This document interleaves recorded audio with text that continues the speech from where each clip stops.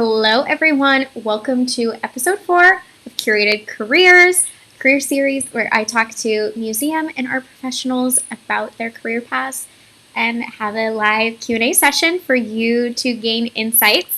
So I'm here with my brilliant friend, Caroline Giddis.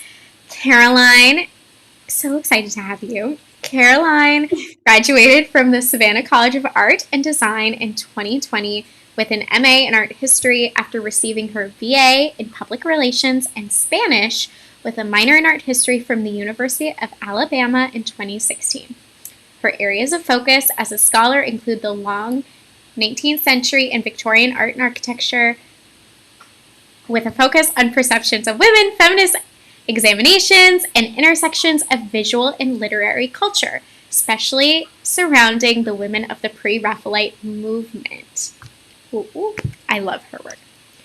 In 2021, she co-curated an exhibition of recent acquisitions at the Delaware Museum of Art as Alfred Appel Jr. Appel, Junior Curatorial Fellow, and stayed on as a research assistant for the upcoming exhibition, A Marriage of Art and Craft, Evelyn and William de Morgan, opening in October 2022. Her most recent publication includes a chapter in Pre-Raphaelite Sisters, Art and Poetry and Female Agency in Victorian Britain, published by Peter Lang this year. She now works at the High Museum of Art in Atlanta as a Curatorial Research Associate, where she lives with her fiance and her adorable Shiba Inu, Obi.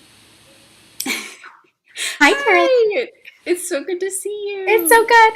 Caroline are like friends, like IRL via IG. So this is so fun to chat with you. We used to have like weekly Wednesday morning co-working sessions where we talk about all these things.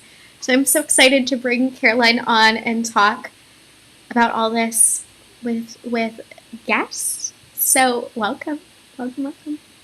Yes, thank you for that intro and having me and just continuing to be like my hype girl on Insta and vice versa. Always. Well, it's great. I would love to start from the very beginning, going back to school or even before, of how we got into the arts in general. Oh gosh. Okay, so if we started from the very, very beginning, my mom was an artist. And so we had art history books all around the house. We had her artwork around the house. Sometimes I say that there was like no choice for me to eventually end up in the arts. It was just so ingrained. So that kind of was an inkling. And then, it grew like in high school. I did art club and tried to get people excited about it.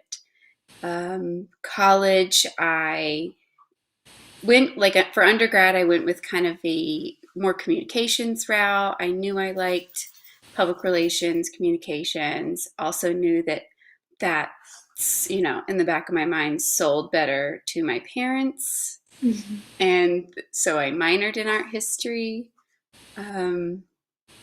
So it just kind of and it kept coming up. Anytime I would have an internship, like after college, I would be like, can I write about the art? Can I do a feature on local artists? So it kept popping up.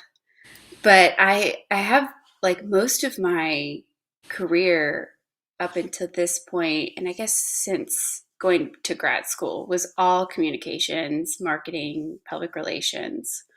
So I did have some great first experiences. I worked in the communications department at the Whitney after first moving to New York. Mm-hmm. So I would sit in kind of the communications offices and be so obsessed with everything that was going on, but writing press releases. Mm-hmm. And in my mind, I was like, what are the curators doing?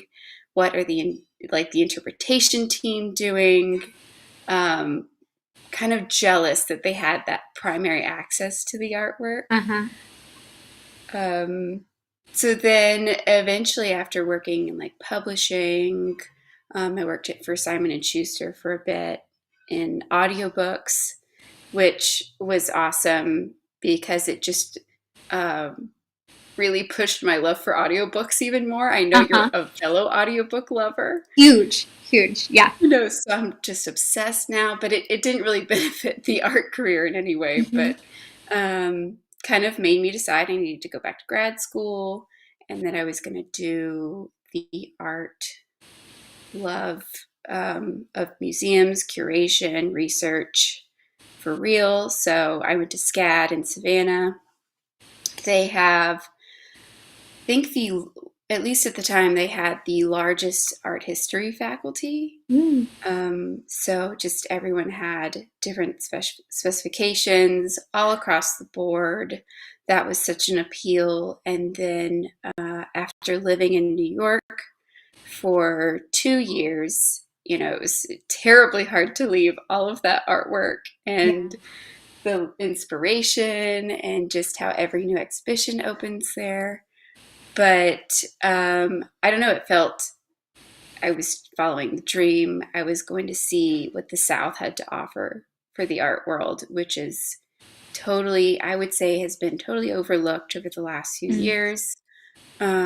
Slowly growing as like places like, Atlanta stake a claim in the art world. Yeah. But going back to grad school, I would say, and you probably agree, was like so self-affirming that it was like, these are my people. This is where I belong. I would, spend every hour of my day just reading and immersing myself in everything it had to offer. I miss it all the Yeah. time. Yeah. And so I made so many good friends too and connections. Okay. But then Going back, can we pause? I want to go. How did you translate your work? I want to hop in. Going from the marketing press release side to then realizing, okay, I want to go to grad school. And how did you tackle, say, that application? Like, how did you decide? Did you know there was something specific in art history you wanted to study? Was it just, okay, I'm going to go get a degree because I want to be a curator and I know I want this more like primary source, hands-on experience? What did that look like for you? I would say it was kind of like a slow evolution. One was that, like, looking for jobs in New York, working anywhere from in a museum to a gallery, they really preferred a master's, and you would only be like seriously competitive if you had a relevant graduate degree. So some of it was kind of like, it looks like I need this, which being on the other side of it, I'm like, it seemed so unfair. Mm-hmm. And so it was kind of like out of that need, but then also I had done some, art historical research in undergrad. And so I had a couple of, pretty serious papers. Like I wrote a thesis for the honors college. So that was like a thing I could present with my application as Mm-hmm. actually having explored it. But also, I think I've always been able to spin my communications Mm-hmm. background into being like, I know how to take complex information and disseminate it in a way that other people can understand. Mm-hmm. Um, whether that's in terms of like creating the material to be more accessible or divulging, archival research into a paper that like Right. is legible and people understand the point of it. Yes. So it's actually been I would say it's pretty easy to take, a background and know that there are transferable skills there, but making it relevant to others is the hard part. Mm-hmm. Okay. Amazing. Okay, so going to grad school, how did you focus on the Victorian era? Did you know that was what you were drawn to going in? How do we settle in on that? I So again, it was kind of like slowly but surely like got there. Yeah. I knew that they had a couple of professors who specialized in that area, and there was an entire class that would be offered one of my semesters in the Pre-Raphaelites. So I just kind of like kept exploring that, and that was all I wanted to look at. Mm-hmm. So when the class came up, I like became really obnoxious with like the dean and my other professors being like, when is this class going to open up? Like, when are you going to offer it? I need to take it like now because I know that like that's where my fate is, but I just want to be sure. So they'd be like, okay, Caroline, like it's all right, you know, Dr. Hamilton will be offering that next semester. Like, just be patient. And I'm like, no. So I think I don't in my kind of bio before, and we'll both have barking. Yeah, both of our dogs are gonna make themselves known. Yeah. I may have to shut the blinds at some point. He's perched himself on a chair, and it's just like, No worries. I mean, she's barking at neighbors walking by, so or fairies. Like it could be fairies for all I know. So yeah, I think I just really appreciated like the 19th century being a time when women artists had more agency. Some part of me loves kind of the romantic rumors like about the age versus the actual reality of it. Um, it's full of color. It's, very dramatic. Yeah. But mostly that like women were finally able to carve more of a path than they had previously. So that was a huge draw. And then there was this whole movement that I discovered in the Pre-Raphaelites of women working, in the perimeter of the main like Pre-Raphaelite Brotherhood members. So it was like, okay, this group of men is really supported by this circle of women on the outside. Mm-hmm. And it's kind of just gone on from there. So good. So we graduated basically at the same time, 2020. And I know a lot of people, say, okay, I want to go to grad school and I want to do this. So I guess first let's talk about, when you went to grad school, you do research, but what else? He wants to make his presence known. He's like, listen, I have things to say also. He wants to join the conversation. Suki, too. Sorry. That's okay. Hey, these are live. We're real people. Right? It's really happening. It's really happening. Our lives aren't as glamorous as they seem. We got animals that have thoughts. So, we say, like, okay, go to grad school. You do your research, but what else did that look like for you? And then we can then go to, like, using that post-grad. Yeah. Let's see. So I had a couple of things that I did while I was in grad school. One of them was I was a member of the Victorian Society in America, and they offer summer schools, basically 2-week trips to study Victorian art and architecture in a variety of places.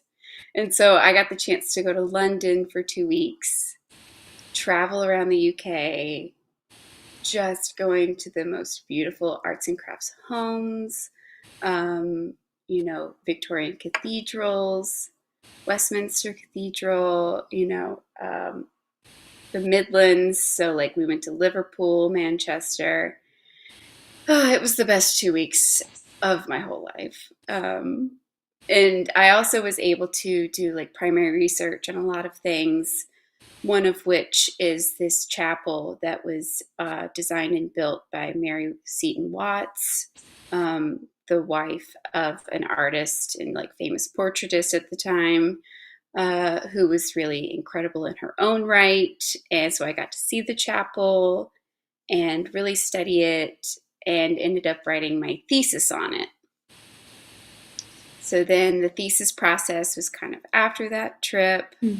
I literally started the semester of my thesis in March 2020. So I went from like meeting with my thesis professor once a week to like in person, or, just like anytime, just picking up the phone and calling him or meeting him for coffee. And then it was this weird Zoom thing. And also getting access to records and images became a whole lot harder.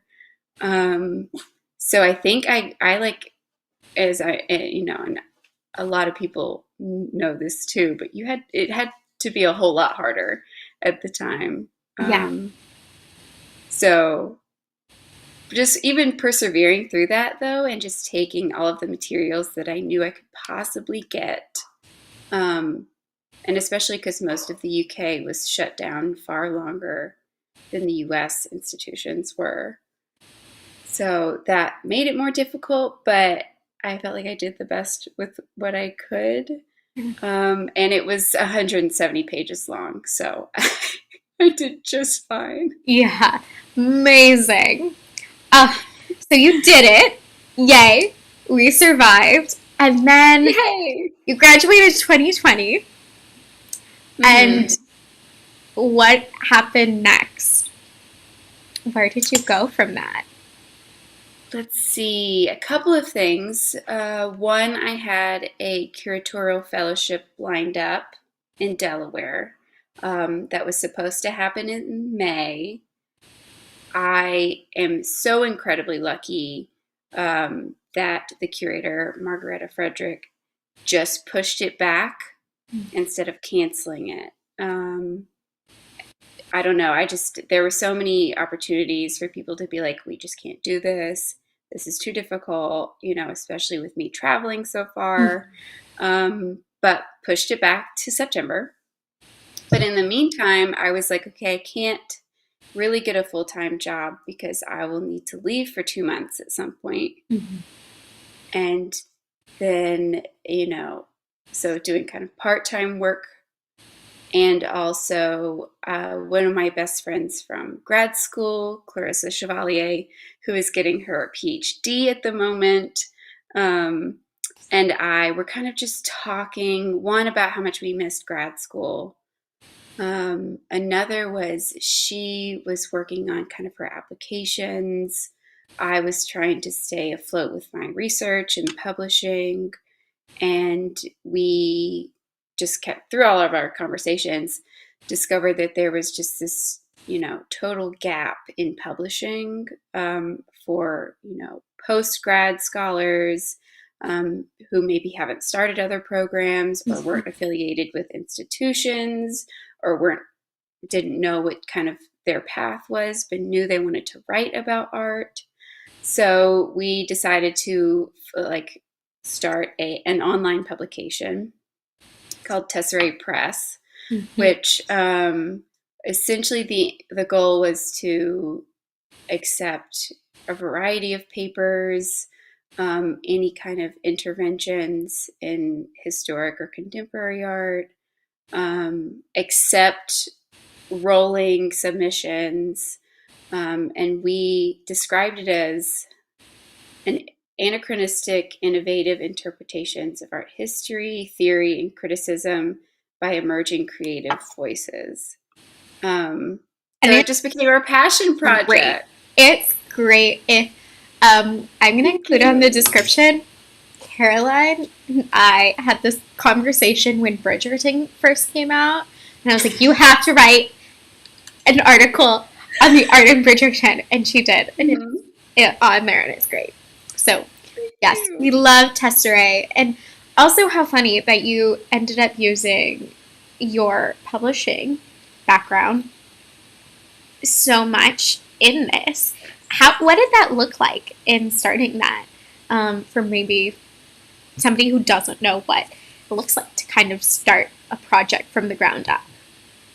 Absolutely. So it was a lot of just us week by week being like, did we do this right? Should we do this way? A lot of just figuring it out week to week. But we knew kind of the basic formula was to establish the publication with some of our own pieces, then have like a set period of time where we did an open call for papers, giving links and that kind of thing, kind of like a typical academic call for papers.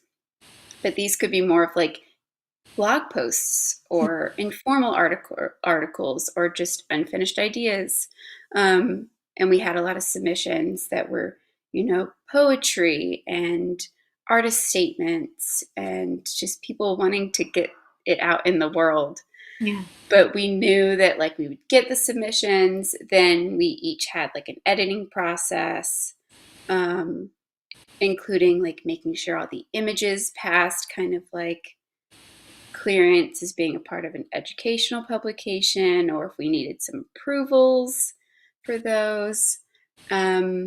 And then we started out publishing just on Medium because it was like accessible, and if you got lucky, they'll push your publications out.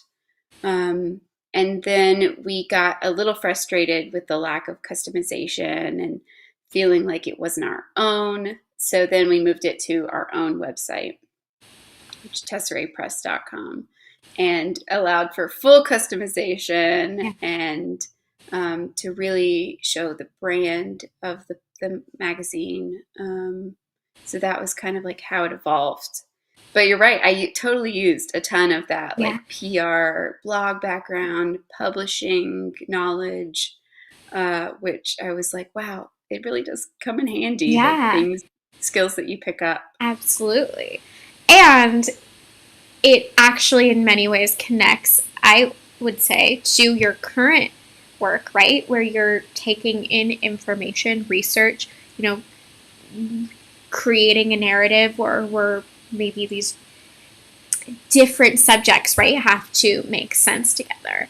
So let's start with Delaware and your co-curating of your exhibition. Tell me about what does that even look like for somebody who has no clue?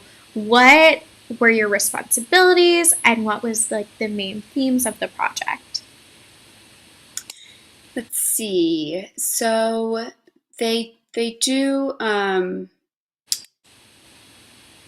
Curatorial Fellowships as kind of like a rotating offering at the museum. I'm not actually sure how often they do it, but this time it was with the curator of the Bancroft Pre-Raphaelite collection, which they have the largest Pre-Raphaelite collection outside of the UK. So naturally, I was obsessed with it as an institution. And it was with the curator who I also, her work was great and she had done such great things for the institution. There was a Curatorial Fellowship that opened up. I applied. Fortunately, I had done my networking homework. I had gone to a conference in York the previous winter for an exhibition called Pre-Raphaelite Sisters, Making Art, which was at the National Portrait Gallery in the UK, and met her there. And, was able to chat about just, the museum. And then later, after I had applied and reached out, she was like, oh my gosh, she was able to kind of advocate for me with the other curators, being like, I know her, I've met her. So my huge piece of advice is go to the things. Yes. Make an effort to go to any event relevant to your field. It was, it's always incredibly uncomfortable. I can be, kind of shy at times and just would much rather be cozy at home, but cannot thank myself enough for taking those leaps. And then do not be afraid to walk up to people that you want to meet. Yeah. And adding on to that, we're all nerds. So if you want to nerd out, no one will be unhappy if you want to nerd out. Like, I'm a big fan of this and I want to learn more. I can guarantee you in most of like their personal lives, they're like usually their partners or whatever do not care as much as you will, and they'll be happy to talk about it. Yeah, it's truly meeting. It's almost like meeting your heroes, but like they like the same things as you, and you're probably the same exact person, just at different stages. Yes, exactly. So you're gonna like hit it off in some way. Exactly. Okay, so you hit it off, and you go to Delaware. What does that look like? What does the process of working on that show look like from a fellow perspective? So they wanted to do an exhibition of recent acquisitions from the previous 10 years, so 2010 to 2020. And there were, I believe, more than 1,200 works to choose from. So I had this giant, TMS package that had 1,200 works, and we had to essentially kind of decide what works to show, keeping it kind of around like 80 objects, and then also how are we going to form a show out of needing to see these objects. And it really developed kind of a lot, half of it was the opportunity to hang works next to one another that told the same stories, but were 200 years apart in creation, or the artists came from, multiple backgrounds or continents, all of that. So a lot of stuff in museums they're in multiple collections. There's rarely a chance for them to be hung next to one another.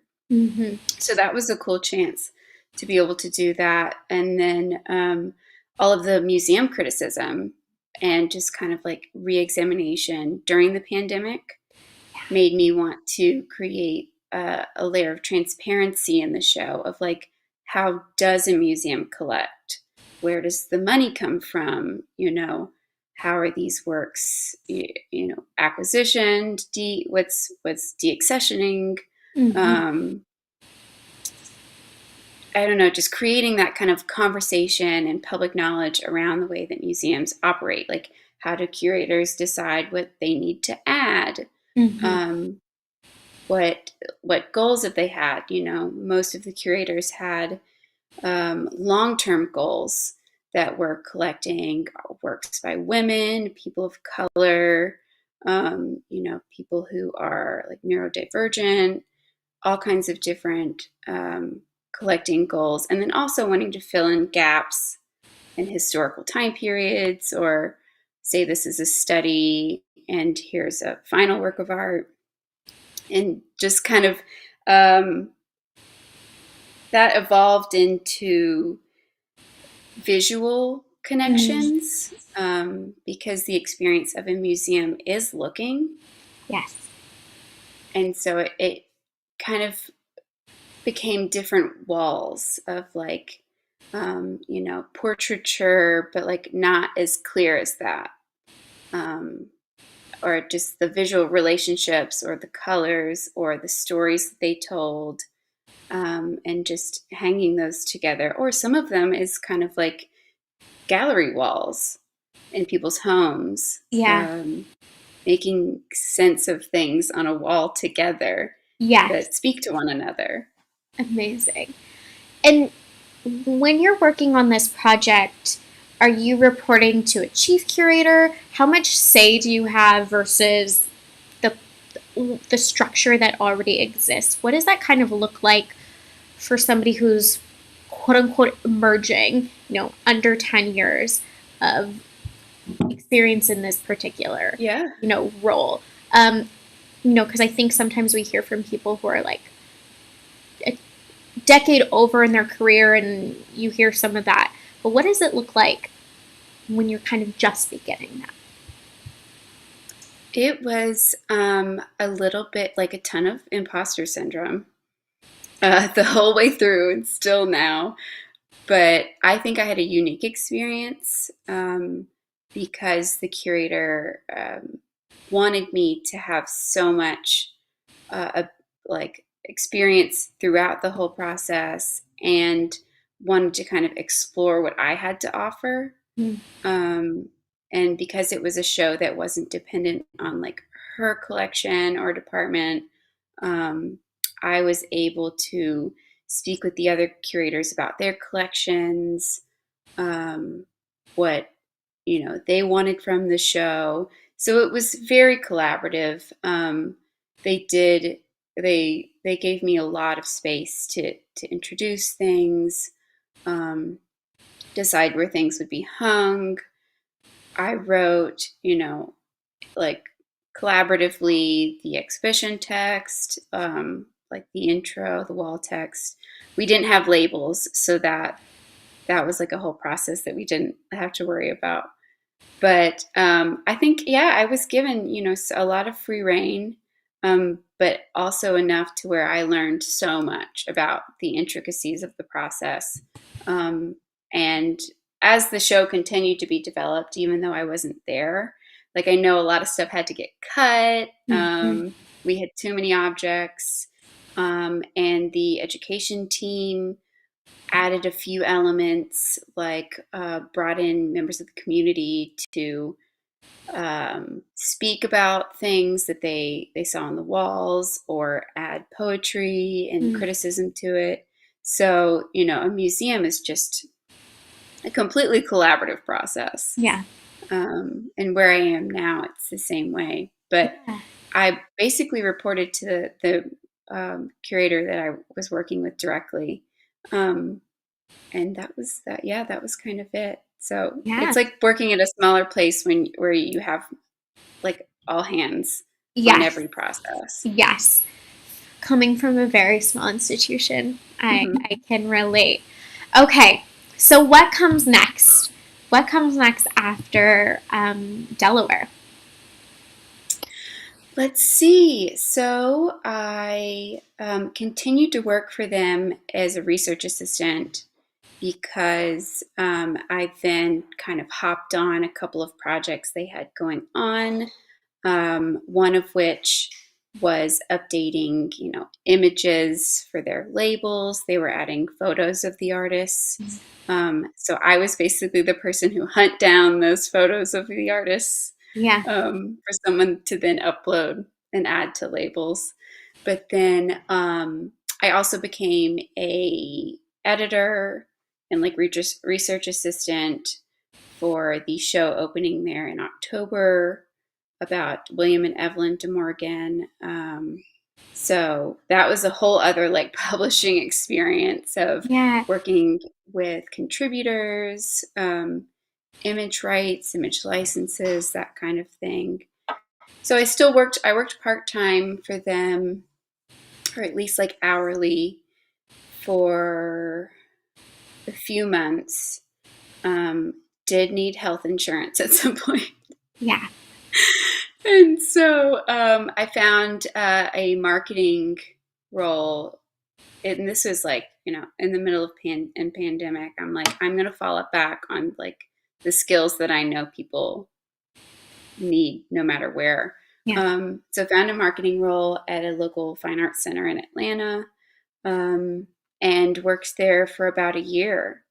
Kind of, and they're a smaller organization called Callenwald Fine Arts, and they have a lot of working artists. So it's mostly like live working artists. And also, sorry, that's my like security thing.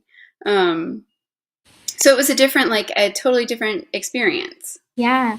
And okay, you're going from Pre-Raphaelite Victorian, you're working with historic collections. What does that look like then working with contemporary artists?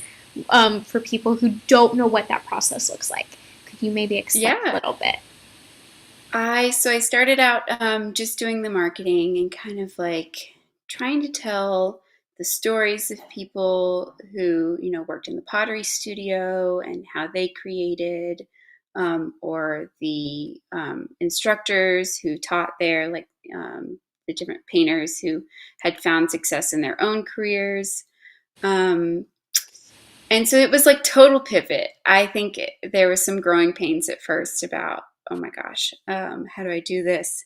They also have a gallery, which I was able to, kind of facilitate shows like a juried show, where I invited an artist to jury, submissions from local artists. That was a process I had never done before. Mm-hmm.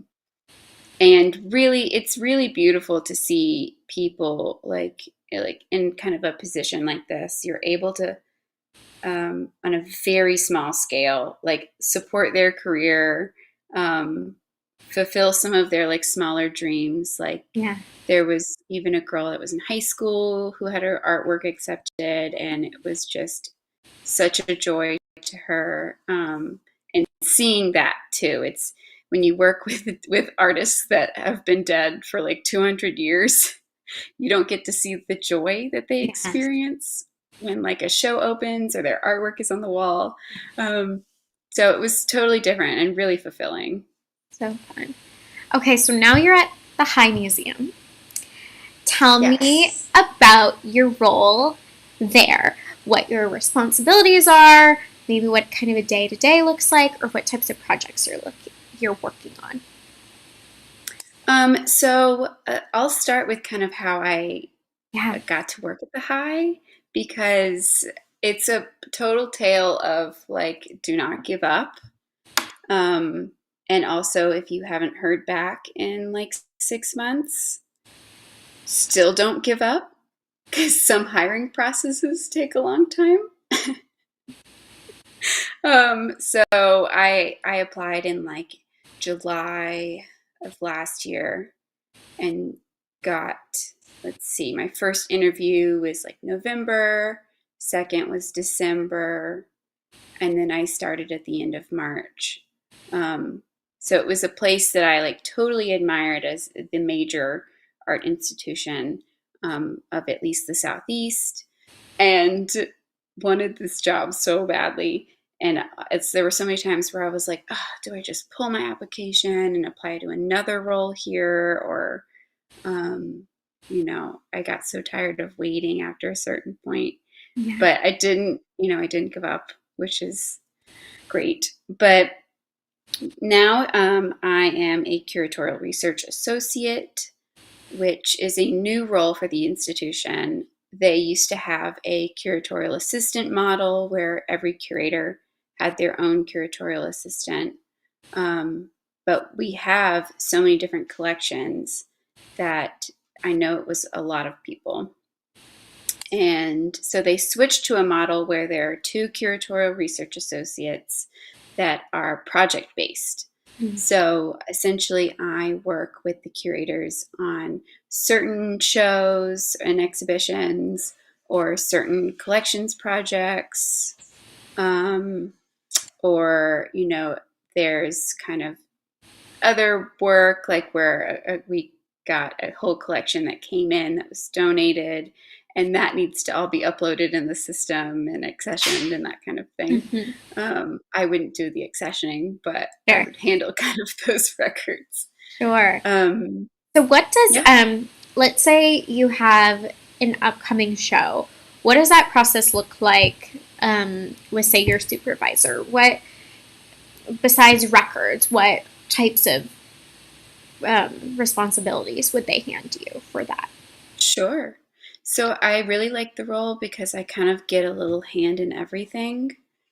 And there are also so many different collections. So the High has modern and contemporary, decorative arts and design, African art, photography, American art, European art.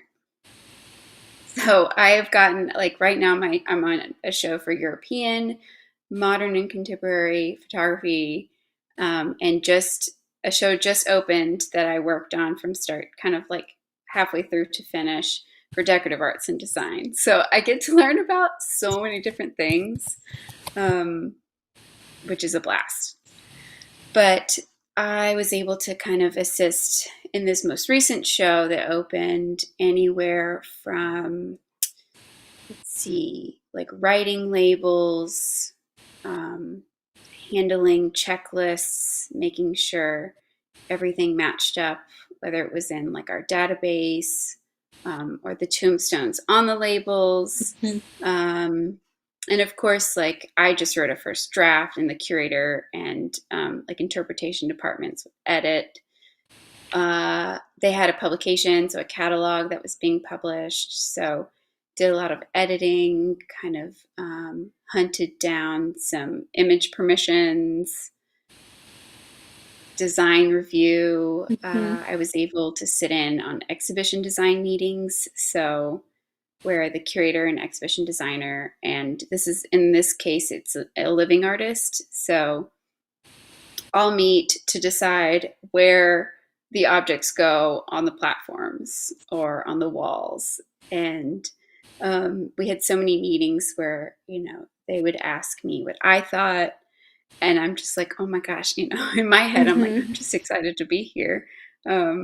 But also, like, I have also developed an eye from this kind of thing. So it's trusting myself and my experience and skills that I can contribute. And then, even last week they had an opening, and I was able to give kind of the introduction lecture to docents. So I feel like I touch so many different departments. I'm just like a little assistant and everything. Those roles that seem like they're, straightforward are actually, they're little branches into everything that we can't survive without them. No, so, I never am just with the curatorial department. I'm like education, exhibitions, collections, like. Yeah, I think that's something that people forget. And I'm not. You can remind me of the size of the High Museum's staff, but museum roles are so collaborative at certain levels. You have to interact with 55% of staff at some point, or departments at least. So, okay. Say somebody wants advice on going into this field. We already talked about networking, but let's say they want to have similar roles as you. What are those skills? Obviously, flexibility, right? Because you're dealing with all those departments. But what advice would you have? Oh gosh, kind of like, no matter like what your background is, or if you think you haven't come through the traditional track, kind of like how I flipped from PR to like art history research, there's always going to be something that's transferable, even if you came from the medical field. So just like trust and own those strengths was a big thing that I had to do, and prove to people that that those were worthwhile. And then like project management is a huge thing. Everyone relies on deadlines and organization, kind of being able to communicate. Like I always put like written and verbal on my resumes, because people want to know that you can talk to them about things. Any experiences that you've had before, that even like just a trip that you took personally, like how to do logistics. The museum world it's so much of just kind of like bringing people's strengths together. You do not have to be, a professor of art history or an expert in any field. you can have that baseline appreciation Mm-hmm. and knowledge of like how to get things done, Yeah. and how, how you feel when you walk in a museum that is your favorite place, taking note of what they do well, labels that you've read or like ways that you've learned that you really enjoyed, and just being able to, I don't know, show that you know about that, Yeah. that that's a thing that an entire department works on. Um, Writing skills are always transferable. So I'm going to open it up to questions if anybody watching Okay. has any. But I have some that people have messaged me. So you have this specialty in Pre-Raphaelite, but you've worked now in very different collections, right? Different researching, different projects.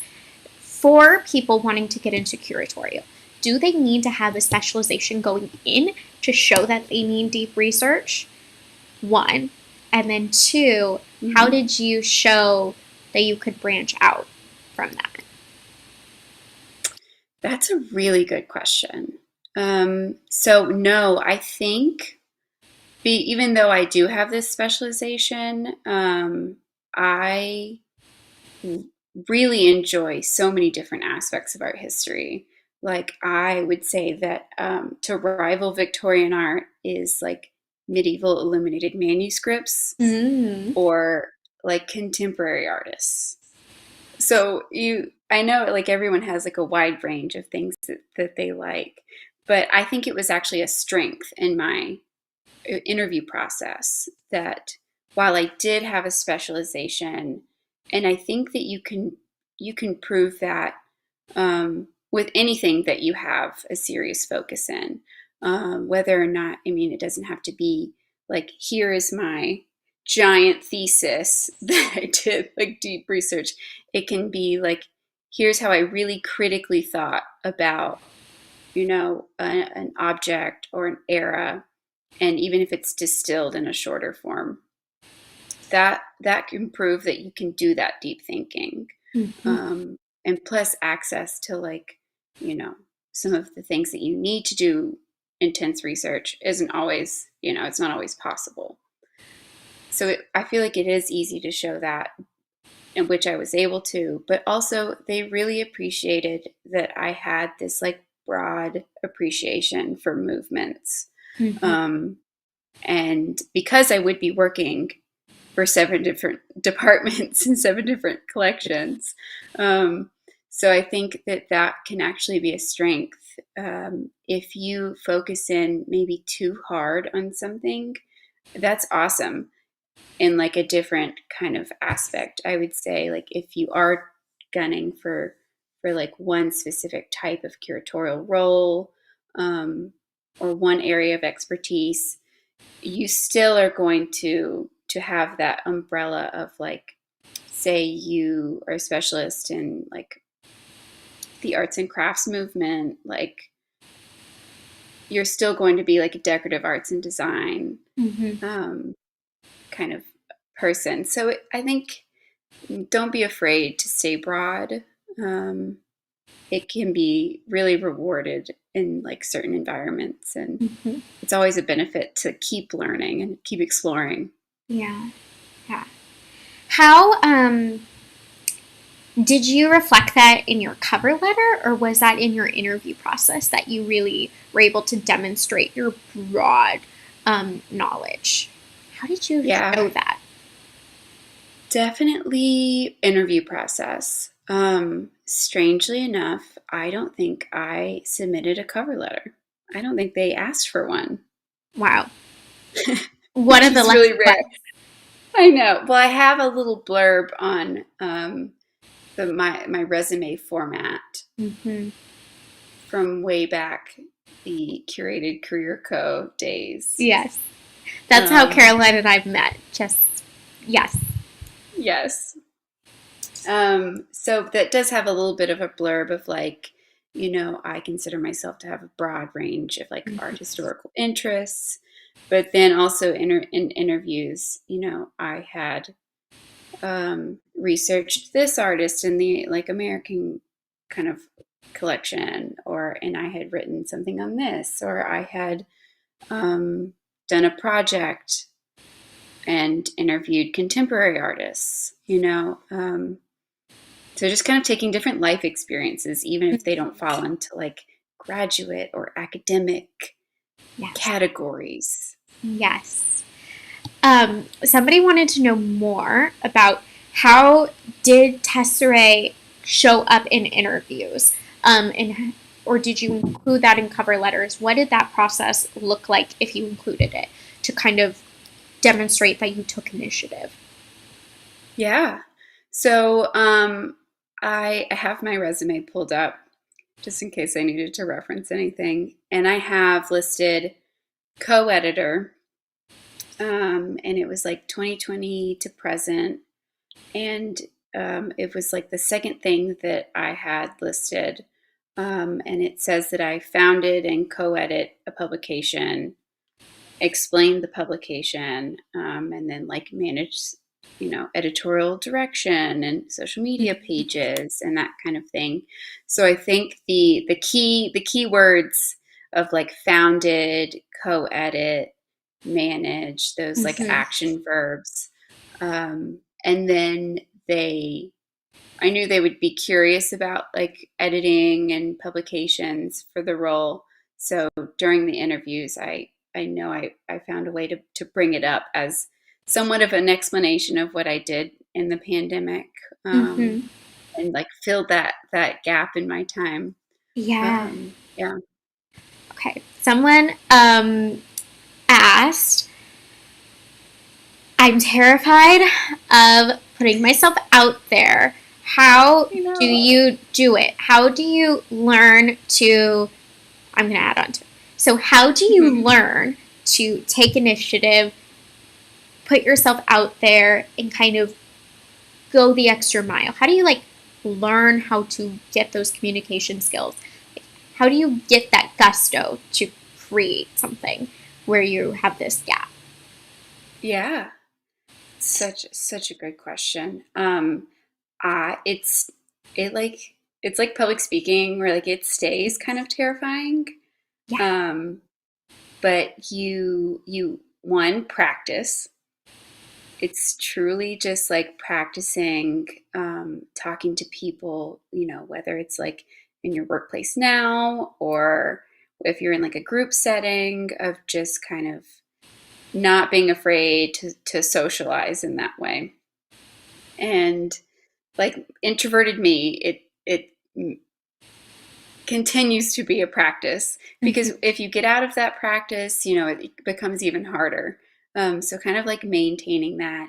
Also just having like the confidence in yourself that like, I know that, if this person doesn't want to talk to me, then, it'll be okay. I tried. And the knowledge that like you're trying to show the world yourself, and just believing that others will respond to kind of that initiative that you put out there. Also, and when you get positive benefits from that, continuing to remember like how grateful you are that you did it. There are days where I'm like, if I had not gone to that conference or met the curator, or even like, seen her from across the room and talked to her, and even in my job now, like I don't know, ran into some people that I knew from the high and like started talking to them, and informational interviews are always helpful. But just remembering like how impactful those small moments are. Yeah, and it's popping up every single one of these conversations, but these, I feel like way more than engineering or some of those other fields where you can be a little bit, art people are more emotional. We're way more relational. I don't think, 50% of our roles are all from, 50% is like even the low estimate. They're all from connections. Yeah. And as you said, taking those little bits of like, okay, maybe this next interaction didn't go well, but look, I have all these little small wins in my pocket. And sometimes you can take that information and be like, was that me? Sometimes look at that conversation and like, okay, maybe it was that person and that wasn't going to be, they're having a bad day, whatever it is. And you can say, okay, well, I have these wins in my back pocket and it's a learning experience and I'm going to keep moving on. And yes, absolutely, those relationships. I'm going to co-sign on that. Cannot get discouraged. Even if you don't say anything that's like profound or, like your full elevator pitch or something, they'll remember your smile. They'll remember your passion. They'll remember your enthusiasm. So, yeah. And I think something, we were talking about this before, is like that like gusto and initiative, like not being afraid to like show your excitement. I think that's also like an underrated skill that I think we forget. Because we're nerds. We all love this. It's definitely a field where like passion is an important aspect of working anywhere. Absolutely. Or just like presenting that passion in the interview process or something like, whereas other fields, they'd be like, why are they so excited about this? Exactly. Why are you so excited about selling insurance? Yeah. Doesn't really expect. Well, speaking of last question, what at this moment are you the most excited about in your job, in your career? I think I am so excited to go to work every day. I've never had that experience before, other than a couple internships and things here and there, but like where I am thoroughly enjoying the work that I do. I feel like it is finally fulfilling my career. It's like I'm finally kind of on a path that I want to be on after so long of not being on it. But there's a couple of like in more concrete examples of like there's a couple of shows that I'm working on right now that I'm very excited about. One is Monir Farman Fermayan, an Iranian woman artist.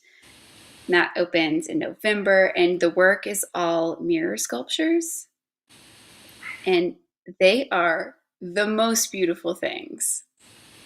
So like I'm just really thoroughly excited to talk about like her and her career, also just see some beautiful art come in. Yeah. Install that. But yeah, no,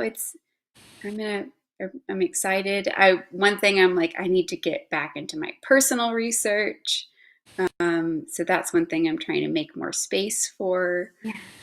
But just being happy that I am happy to be at work. It's a rare thing. Love it. I love it. Well, thank you so much, Caroline, for joining me today. This was so fun. So fun to like, we have these conversations 101, so bring people along. We're going to sign off and we'll see you in the next one. Bye. Thanks for letting me blab on. You're welcome. Bye. Bye.